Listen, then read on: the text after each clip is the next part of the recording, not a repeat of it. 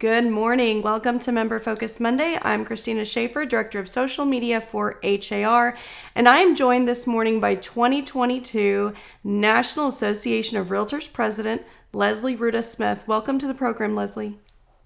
Thanks, Christina. I'm happy to be here, and thank you to HAR. We are so happy to have you. We were excited that you were able to come now because we are just right at the tail end of the NAR mid-year conference, which we'll talk a little bit about.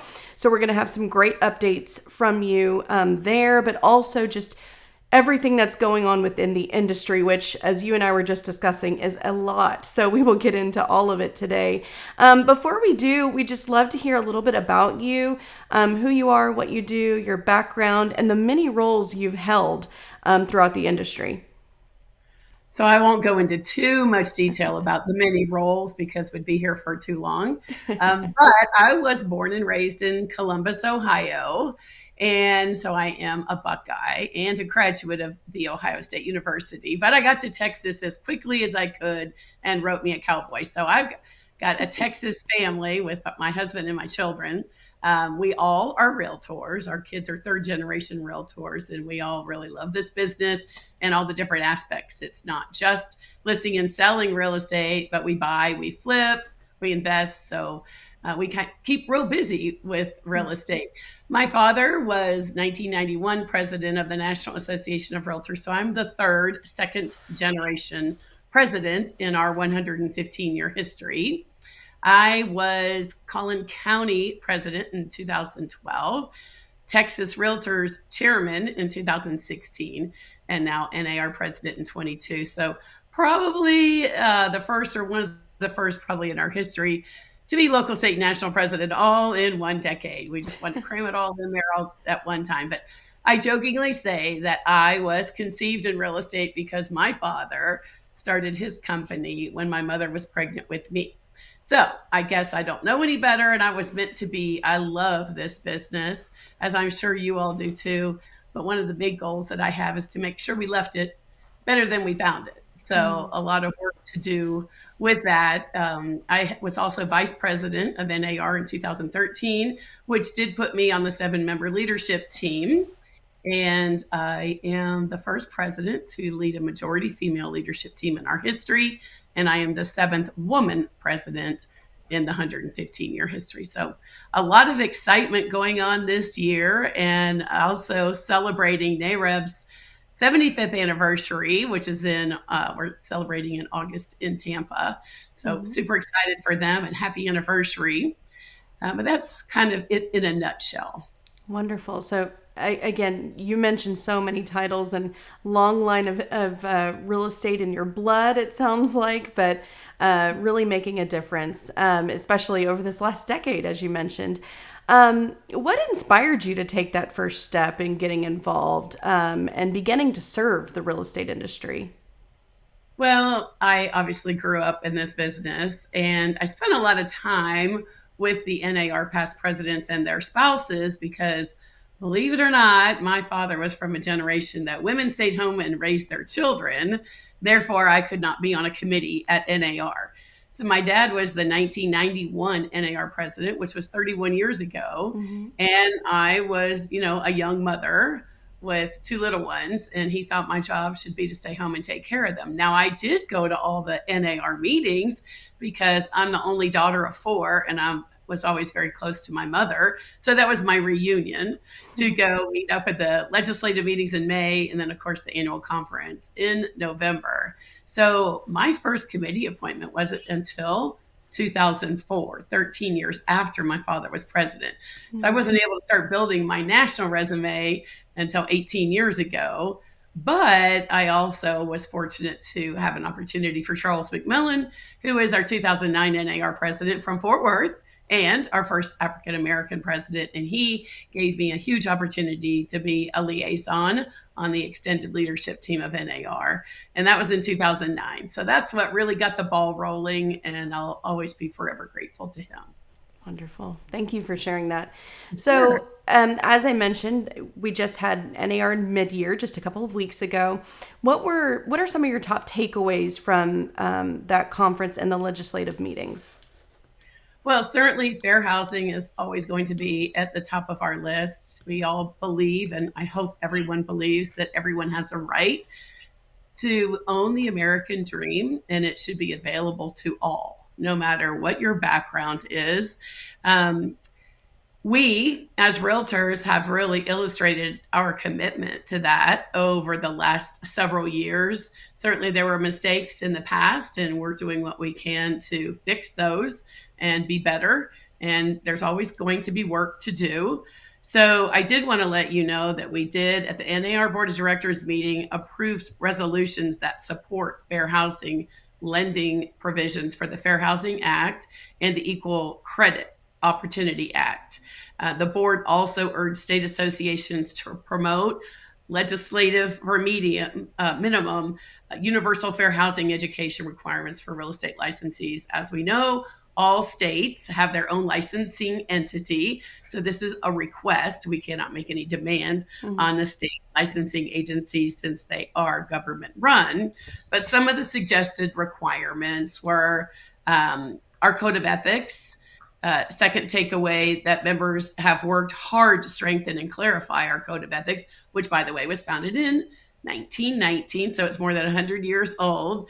But it's just to continue, to strengthen realtors, make sure that we are on the same page. Mhm. And an example would be NAR's board of directors approved changes to the code of ethics and the arbitration manual recommended by the professional standards committee. And the changes in our policies are to explain the expedited ethics enforcement process, prohibit anonymous complaints other than those that are permitted by an association's own citation policy, and provide a clear definition of what is a real estate professional under Article 11 of the Code of Ethics. And for those of you who don't know, there are just about as many of us that are licensed that are not realtors. Mhm. So they are licensees. We are realtors. Realtors adhere to a code of ethics. So that's important that people understand so that we are at the highest level of professionalism. Mhm. So there's a lot. That's one of the big things we've worked on. There's so many things that we worked on with our advocacy efforts, but I think we're going to get into some of those while we're on this Facebook Live. So I'll hold off till we get to that. Sure. And that's actually leads us into the next question I had for you. There's a lot of pieces of legislation. It's a lot to keep up with. Are there any pieces of legislation at the federal level that our members here locally should be paying attention to? Well, of course, the Build Back Better plan, congressional leaders continue to discuss passing a slimmed down version of President Biden's proposed Build Back Better bill before Election Day. The larger package, as we all know, has passed the House, and that was last year, but they have failed to garner the support that they need from the Senate. As a result, the most feared taxes and limits on real estate investment were not included in the House package. For example, the limits on 1031 like kind exchanges, which are huge for my husband and I do farm and ranch or commercial. 1031 is huge. We were able to keep that off the menu. And one of the things I hear all the time is if you're not at the table, you're on the menu. I can tell you right now, we're on the menu even when we're at the table. So Mm. that's why we're at the table a lot. But our advocacy team remains vigilant to ensure that any bill that may move forward will keep robust funding for affordable housing intact and protect real estate investments from new taxes. Okay, very good. Um, I like to ask this question, and we recently had leaders from TR on this program, and I asked them the same question because it's always an interesting answer. What's something about NAR that most realtors aren't aware of? Well, I might have to go with more than one. I'd say our advocacy efforts are huge. For those of you who are not involved, you probably have no idea. The PPP, the Payment Protection Plan during the pandemic, was all because of the National Association of Realtors for us as independent contractors to receive a part of that stimulus plan. Mhm. Never in the history of our country have independent contractors ever been a part of a stimulus plan. That was huge, as well as the small business loans that were also made available. Kudos to NAR for getting that through. they are always working behind the scenes on lawsuits, which we're going to talk about shortly. Mm-hmm. Obviously, our advocacy efforts, amazing educational opportunities that you can find at nar.realtor, as well as a lot of member benefits. Another thing I'd love to just kind of throw out there too, a lot of people don't realize just how involved we are in global. I Mm-hmm. recently was in Dubai to sign a bilateral partnership with the Dubai Land the development, which is a government entity. And it was very historic because it was a woman from Dubai, which you don't see a lot of women in the workforce, and me. So two women on stage signing this partnership Mm-hmm. was historic. And there truly were people in the audience that were crying over just how historic it was. So I could feel it when I was up there on that stage signing that agreement, and I will be leaving shortly to go to Spain and France to speak and or sign agreements with them. We do have agreements with there's 79 countries and 110 bilateral agreements that have been signed by the National Association of Realtors in conjunction with countries around the world. When we have our annual conference in November, we have about 3,000 people that are international that come to our meeting. So global is a really big part. And I know Houston is a big global city. So something for all of you to know if you don't already. That's wonderful. Thank you for sharing that. And wow, what a historic moment that you mentioned in Dubai. Congratulations on that. So you mentioned some NAR benefits. What are some of the top benefits of being an NAR member? Well, there's insurance in there, hotel discounts, rental car discounts. And it's funny, I remember one time Kaki Libert, who is vice president of advocacy for the National Association of Realtors, she's one of my two appointees for vice president, as well as Shannon King, who grew up in Arlington, Texas, and lives in Hawaii now. But I remember when Kaki called me one day and said, "Hey, did you rent a car yet for this trip?" And I said, "No, but man, it costs a lot." And this is several years ago. And she said, "Well, I just saved $204." And I said, "You did?" So I went in there, and by the way, that savings is more of a savings than what you pay for your NAR dues a year. So there are all kinds of discounts on there. I wouldn't rent a car without checking that out first, among other things, but a lot of great opportunities. Another thing, too, I don't want to fail to mention is we have a program called the REACH program. The National Association of Realtors is invested in 185 tech companies. So we bring in like 5 a year. We mentor them and work with them on, like Box Brownie was one of them. That was a big one year that we're all familiar with. We also have the REACH program in the UK and in Australia and Canada. So we have expanded it. And these are all companies that we work with to help you in your business. So it's all about, we don't feel like technology is necessarily what we're the best at. So we bring in people who are, since there are so many different aspects of it. And it's really been huge. I mean, there's all kinds of great opportunities that have come out of it. And for those of you who've never been to the IOI Summit, which is kind of a big tech information summit, we do a thing called the pitch battle. And it gets narrowed down to a certain number, and they have like 4 or 5 minutes to pitch, and then they're asked questions by the judges and the microphone's cut off. So if they go over, no one hears them. But it's really interesting and it's exciting as heck. So for those of you who like that kind of stuff, check out the IOI Summit that NAR does every year. Wonderful. And we did share a link in the comments, excuse me, to the Realtor Benefits Program and to the REACH that you mentioned as well. So anybody who's interested can check that out. And also the link to the IOI Summit. That is all there in the comments for anybody that's interested in learning more. So Leslie, let's talk a little bit about the market, because with rising interest rates, limited inventory across the country, what are your thoughts on the market, and what can we be doing? Well, there are things that we are working on. Certainly, we want to keep in line with like zoning reform is something that we're working with, tax incentives, repurposing commercial space like retail office space, even hotels that have gone out of business that be, to be repurposed for residential, because certainly we do have a shortage. Having just completed building a home, I can tell you it costs a whole lot more and it takes a lot longer to get things because of the supply and demand issue. So Mhm. there are a lot of issues out there. We're trying to have 3 million homes, new construction by 2030. So it's 30 by 30 or 3 million by 30.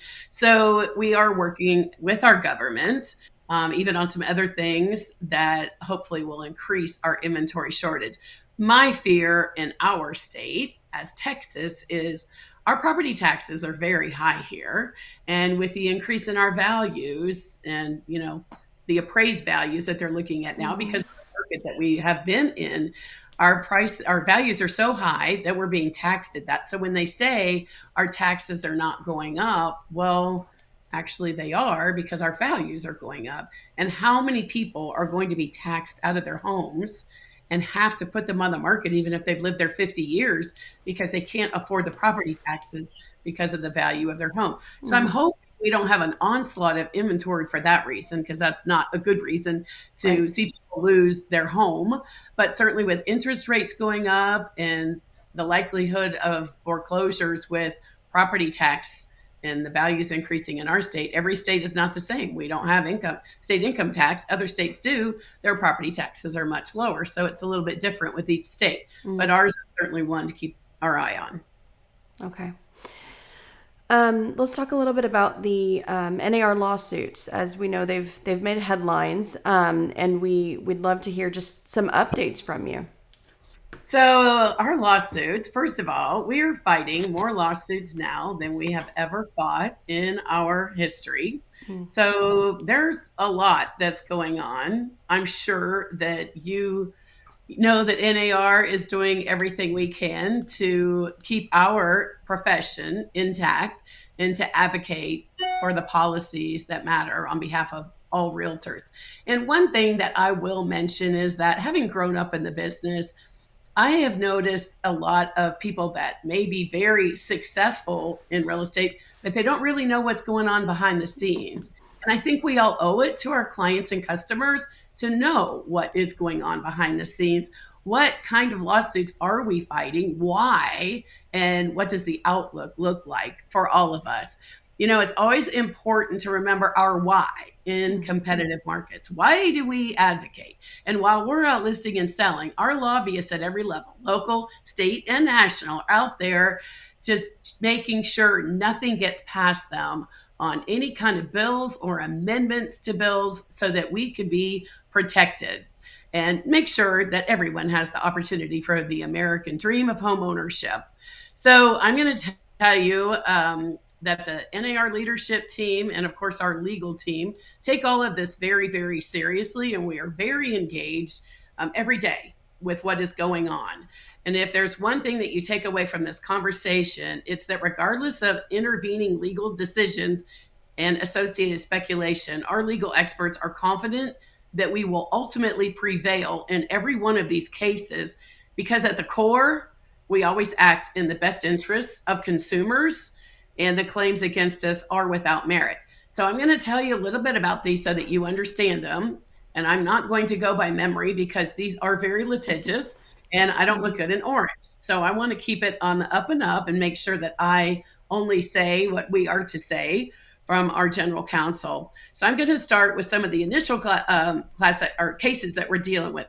3 years ago, in March of 19, which NAR and 4 corporate defendants were sued in class action lawsuits filed in Illinois and Missouri, alleging that home sellers have been damaged because their listing broker compensates the buyer representatives. So the lawsuit alleges that various NAR rules and our members adhere to those rules have led to artificially fixed and inflated commissions being paid to real estate professionals. In April, a federal judge in Missouri granted class certification in one of these cases, but this in no way reflects on the actual or perceived merits of their claims. The ruling was procedural, and the effect is limited in that it allows others who have allegedly been impacted to join the litigation as plaintiffs, but it does not change the facts of the case. Mhm. So we plan to appeal the court's ruling to the Eighth District or Circuit, and NAR continues to believe that pro-competitive, pro-consumer local MLS broker marketplaces serve as the best interests for our buyers and our sellers, and that listing brokers make efforts of compensation to buyer brokers gives first-time, low and middle income buyers an opportunity and a better shot at affording a home and professional representation. So we all know how all of that works, but just know that that could have a huge effect on our business if the outcome doesn't go our way. Mm. We also have class action attorneys that have filed in Illinois, this time representing buyers. So we are pleased to report that and this is recent, a U.S. District Court judge recently dismissed this case, although the court left open the opportunity for the plaintiff to submit an amended complaint. The judge noted it is unlikely Leader, it's called the Leader case, Leeder, will be able to plead adequately to pursue the allegations. So, also last month, the Ninth Circuit Court of Appeals reversed a lower court's decision to dismiss a lawsuit that challenged our clear cooperation policy. And this, too, only addresses a procedural issue in the litigation, is not address the merits of the underlying challenge. So I'm kind of giving you a little bit shortened version of some of these, but the one that's the most important that I hope you are all paying attention to is the one with the DOJ, our Department of Justice. So this one is the big one. In 2020, NAR reached an agreement with the DOJ to make certain changes that were already in the spirit of our code of ethics and our MLS policies. So without going into too much detail, we had already started implementing these from our agreement with the DOJ, and in an unprecedented move, they backed out of the agreement in 2021. So that's not happened in the last 60 years. So it's interesting that, we're the example here. Mhm. In response, we, the National Association of Realtors, filed a petition this last September calling on the DOJ to keep its word and to honor the agreement that we made with them. The matter is pending, and NAR does continue to be committed to regularly updating our rules and policies to protect consumers and ensure market transparency. So NAR and DOJ, we're working to make this go away and hopefully continue our business the way we do. We're hopeful that the court will require the DOJ to honor its agreement that we originally made with them. And NAR remains committed to defending our independent status, local brokerage marketplaces, which provide greater economic opportunity for small businesses and consumers of all income levels. So I do want you to know that there is a website to go to called competition.realtor. And there's all kinds of information there that you could use. We need to be talking about this, not just acting like it's going to go away or that we're going to fix all the problems, because we are being targeted and we do need to defend ourselves. Whether you're right or you're wrong, it doesn't matter. You still have to defend yourself. So we need to talk about these things to our buyers and sellers about what this means and why. And you will find that at competition.realtor. And I'll also tell you, when it comes to anything that you need in your business, there's a wealth of information at nar.realtor. I mean, white papers from our chief economist, Lawrence Yoon, statistical information that you can use with your buyers and sellers. So take advantage of the wealth of information that's available to you. And also at nar.realtor, you can put anything in the search bar and find it that way as well. Wonderful. Thank you for explaining all of that to us. We did share those links in the comments as well for anybody that wants to go look into that. And as you said, they should really go learn more. Absolutely. So let's talk. Let's switch gears a little bit here. Can you tell us about the increase in the special assessment for the consumer advertising campaign? What was the rationale behind the decision, and how will that benefit our members? So our consumer advertising campaign has been $35 for each of us since 2009. That $35 is worth $14 in today's money. Mm-hmm. So it just kind of shows you we're not even getting half what we got in 2009. Mm-hmm. It was actually, it's interesting. This came from a member. They said we need more money to be able to let the consumers, the public, know who we are, what we do, what we represent, why it's important that you use a realtor. And the only way we can do that is to continue to get the word out. Certainly, what I said a little bit ago about we are realtors, Mm-hmm. whereas those non-realtors are licensees. Mm-hmm. So we need to talk about that we adhere to a code of ethics. That's important for our consumers to know why that is important. But the campaign that it's been going on now. We're in our fourth year. It's that's who we are, as in the R for realtor, not ARE. So that's who we are. And I'm sure you've seen some of this, but we've won 42 advertising awards in the industry. And because it has remained $35 for so long, it was time for an increase. It was approved at our board of directors meeting on Friday, May 6th in Washington, D.C. And basically, what it's going to do is just maintain our current campaign. So it was approved for 5 years. So it's through 2027. And we really can't afford not to do this, Mm-hmm. especially with the legal proceedings that I just explained. We've got to continue to make sure that people know why we are important to the transaction. Okay, wonderful. Thank you. Mhm. I do have a few more questions for Leslie, but we are nearing the end. So if you have any questions that you'd like to ask her today, go ahead and type those in and we'll get to as many as we can. You mentioned fair housing at the beginning of this program. How is NAR fighting discrimination and promoting diversity in real estate? Well, DEI, diversity, equity, and inclusion is certainly a hot topic for everyone, as it Mm-hmm. should be. I will say that one of the things that I have as a presidential challenge to all the leaders at NAR, which I'd really like it to be for all the members of NAR, and we have almost 1.6 million members. We are the largest trade association in the world. So there are a lot of eyes upon us. Mm-hmm. But there are some things that I would love to see all of our members do. I would love to see them do the fair housing simulation.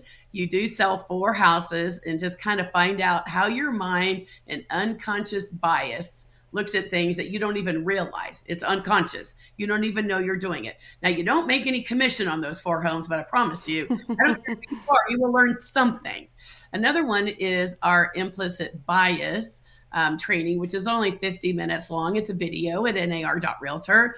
We also have implicit bias override. It's called, I think it's bias override. It's new. It was just offered in DC a couple of weeks ago. I think it was like a 4-hour course, another one you might want to consider. But also, every one of us should get the At Home with Diversity certification. It's an 8-hour class, one day. And if we could all do all of those things, I promise you, it doesn't matter who you are or what you think you know, you will learn something. Isn't that what it's all about? So that we can all be fair and equitable in the efforts of selling private property rights and home ownership. So I hope everyone will take a look at that because it's really important. And we do work also very closely with other outside groups of NAR, which are there's the LGBTQ plus Real Estate Alliance, NAREP, which is the Hispanic Professional Organization, NAREB, which are the Black Realtors, and then ARIA, which are the Asian Realtors. We do have a spot on the board of directors for each of those entities, and we work very closely with them and have an amazing relationship, which we continue to build on. So there's a lot of work to do. There will always be a lot of work to do, and I hope you'll all join in and make a difference. Great. Um, we did have one question that came in. Niti asked about taxes. So, what can we advise home buyers who've been shocked with the high tax on their new property?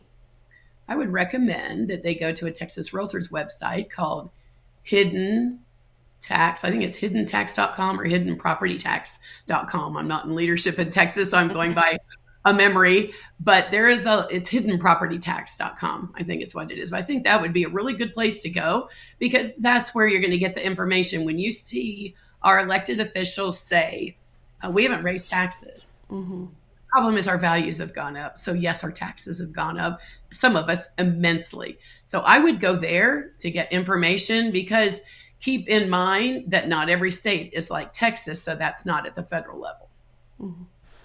Okay, thank you. And I should also mention that next week's Member Focus Monday and next week's HAR on the Move podcast, we are going to have real estate broker and HAR instructor Chance Brown on, and that is exactly the topic that we're going to be discussing, is helping your clients and customers with tax appraisal protesting. So be sure to tune in for that next week.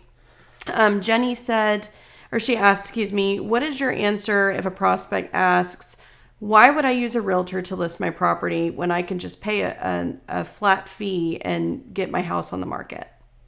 I would hope that you could explain the value of you and what you bring to the transaction.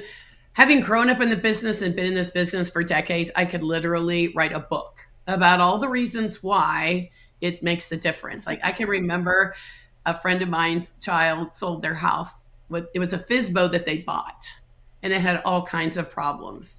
And they wanted to know what I could do about it. And I said, well, did you get a home warranty? No, we didn't know anything about that. Sorry, that's what realtors are for. I also remember another transaction where we went to the table, and it was a minimum services company that had it listed. And the guy said, well, why am I paying for a year of home ownership dues? I said, because you signed a contract saying you would. Well, I didn't know that. Well, you hired a realtor to put it on MLS, so you get what you pay for. So I would hope with all the information that I know you can find at nar.realtor, and I'm sure also at har.com, you will find a wealth of information as to why it's better to work with a realtor. And to be honest with you, I can tell you so many stories about how it costs people way more than what it would have cost them to use a realtor. But they thought it was better to go at it alone, and that's always risky. Yeah, we had a comment come in. Realtors don't just list a property, express your value. So great. So I did have a few more questions for you, specifically with what's going on across the globe. How can realtors get involved and help support our Ukrainian realtor family? So I loved talking about this. When I had my realtor President Circle conference in February, I had like a mini talent show because we have so much talent in our industry. And right before it started, somebody came up and said, hey, would you be okay if a Ukrainian realtor from Connecticut sings the Ukrainian national anthem? This was day 3 of the war.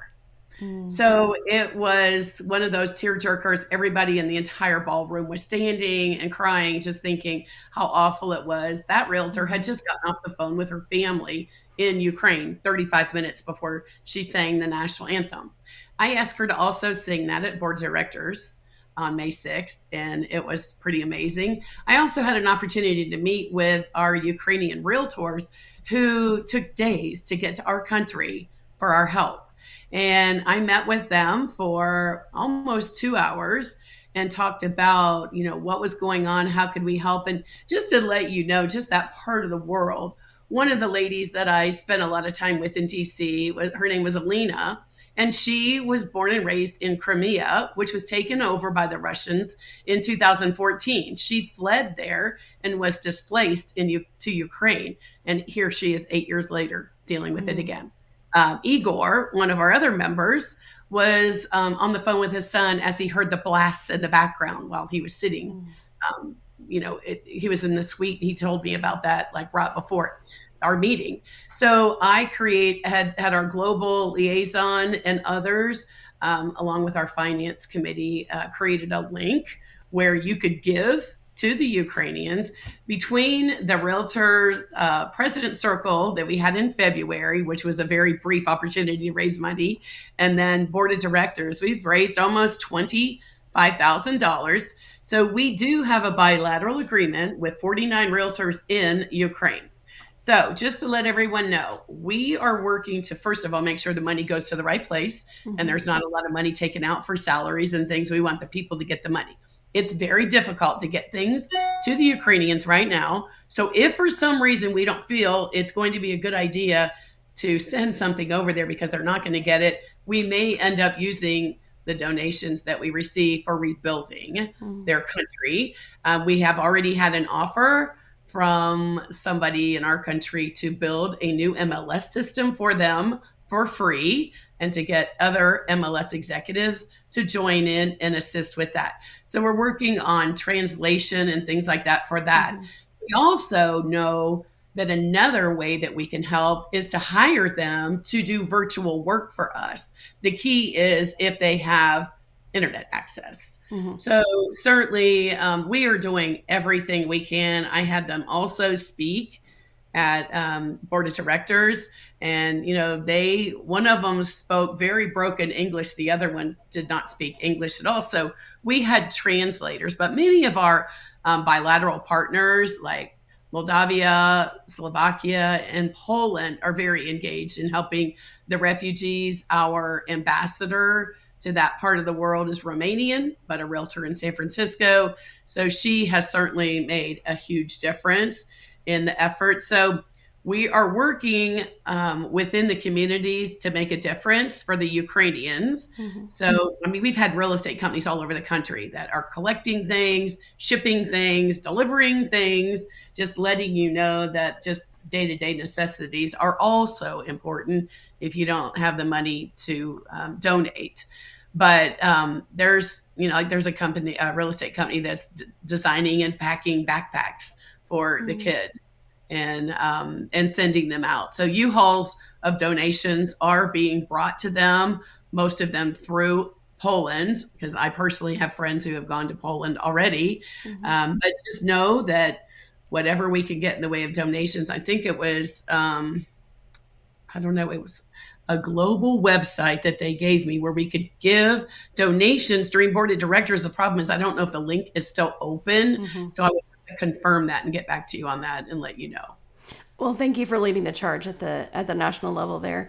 So here locally, if realtors in the Houston area or even anywhere just across Texas want to support, what efforts can be made at the local level? Do you just recommend that they and we did share the link, by the way, to the where you're accepting donations. Do you just recommend that they do that? Is there something else that can be done at the local level? Oh, there's all kinds of things we can do. I mean, you can work on getting stuff together for babies. I know formula, there's a shortage. Certainly something, though, that they have a need for. Think about first aid. Anybody who has a medical background, they don't even have the ability to get prescriptions and things. Certainly food and water are huge because you have to have both of those to live. So I don't even know where you could stop. It's where do you start? But first aid supplies, anything that has to do with survival in extreme conditions, because that's what we're dealing with. And these people literally are no longer in their homes, but they're somewhere trying to hide and be protected, but then they don't have the everyday things that they need. So, I mean, you could collect anything that you think of that you use every single day, they need it too. Yeah. So lots of opportunities for us. Yes, thank you. Thank you again for sharing that. Peggy Pentecost just commented, I'm proud of our realtor community for their work to assist Ukraine. So, yeah. Okay, well, Leslie, you've shared so much great information today. You've really filled us in on a lot of different topics, so we appreciate that. Is there anything else that you want to share with our members today? I would just let you know that, times are so much different than they were pre-pandemic. Whoever thought we would go through a pandemic in our lifetime, and who could have planned for it? None of us. I honestly didn't really think that we were going to be in business when it first hit. And we were more than in business with the market and the way it's been the last couple of years.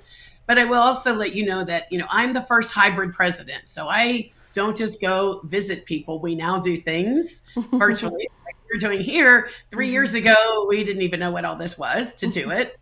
So I do recordings, I speak virtually, and I speak in person. So it's a lot more than it was just a couple years ago.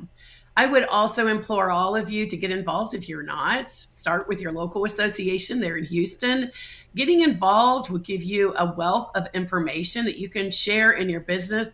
And I can tell you, the Realtor family is the most amazing family you'll ever get to know. We have so many amazing people in our Realtor family, and the connections that you make is huge. I can tell you that our family lives off of the referrals that we get all over the country from our involvement over the last several decades. So, highly recommend that, and use what you learn. What you learn today can be used when you're with your buyers and sellers. Look like the realtor who's engaged and knows what's going on outside of completing a transaction. Well, wonderful. A lot of thanks coming in for you. Thank you for representing us. So they're happy with the information you shared today. And again, I thank you for taking the time with us today and just sharing so much great information. Great. Thank you so much, Christina. I really appreciate it. And I love HAR. So thanks you all for all that you do. You're always at the top of the world with Bob Hale at the helm. So I'm always watching to see what's next. So thank you. Well, thank you. So that is it for this Member Focus Monday. As I mentioned earlier, next week we're going to be talking about how to help your clients and customers with tax appraisal protesting with real estate broker and HAR instructor Chance Brown. So be sure to tune in for that next Monday at 9 a.m. Until then, have a great week, everyone. Bye-bye. Thank you.